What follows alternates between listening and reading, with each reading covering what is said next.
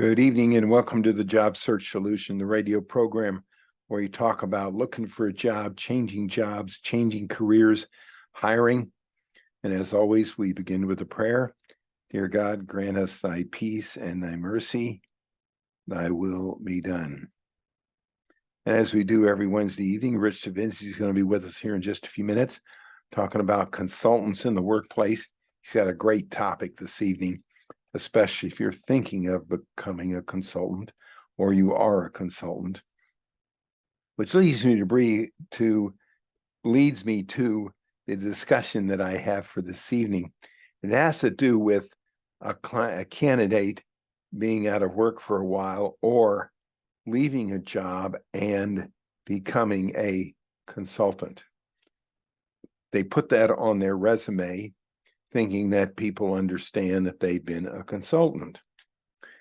And the problem with being a consultant or putting it on your resume is that if you don't explain clearly what you've been consulting in, who you've been consulting for, and the way you've been consulting and the projects that you've had, people don't believe you. They say that consulting, being a consultant, is another way of saying they're unemployed, they're out of work. I hear that 60% of the time when a candidate puts on their resume that they've been a consultant, the hiring authority says that just means they've been out of work. So here's the suggestion that you have to take. If you've been a consultant, put down the kinds of things that you've been consulting in, the exact projects that you've had, how long they were, what they were for, and the names of the people that you consulted with so that those references can be checked. If you just put down consultant, people don't believe that that's what you've done. They believe that you've been out of work and you've been just watching daytime television and claim that you've been a consultant. Don't do that. Get a consulting job. If you're looking for a job, find a consulting job that you can do for a friend, for anybody that you might have worked for before, and fully make it a consultant gig. People are a lot more understanding of it than they used to be, but they're still going to look at it if you don't explain it well and you don't explain it in detail, then they're not going to respond to it. If you've been out of work for a long period of time, don't go into an interview saying, well, I'd taken a vacation in a long time, and so I decided to take a few months off. How does that come across? Well, it comes across that you don't really need to work. And that if to get hired and you don't like the color of the paint in your office, you're going to up and quit because you can. It looks like you don't have to work.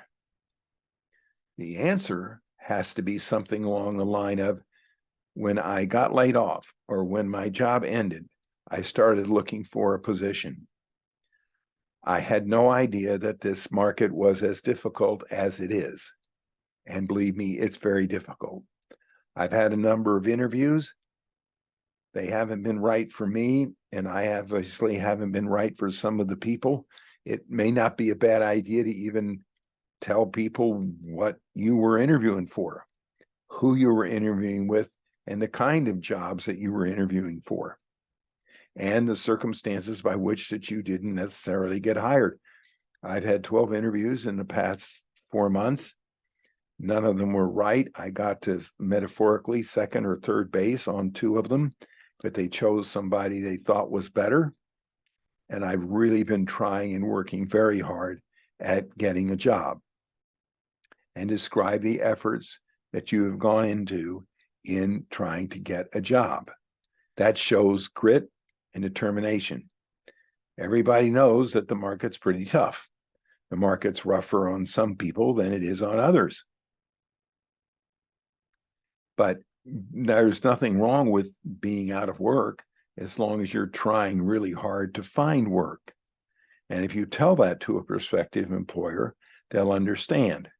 When you say, well, I hadn't taken a vacation in a long time, and I took a couple months off, and a lot of stuff needed to be done around the house, so I painted it, and go on like that. As I say, it appears that you don't have to work very badly, and that you'll get on board with them, and then it's too easy for you to quit. And saying things like, well, I could afford to take time off. I hadn't taken a vacation in a long time. I've got a lot of money saved.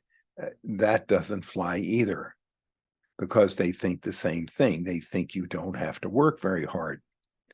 So you need to really spiff that up.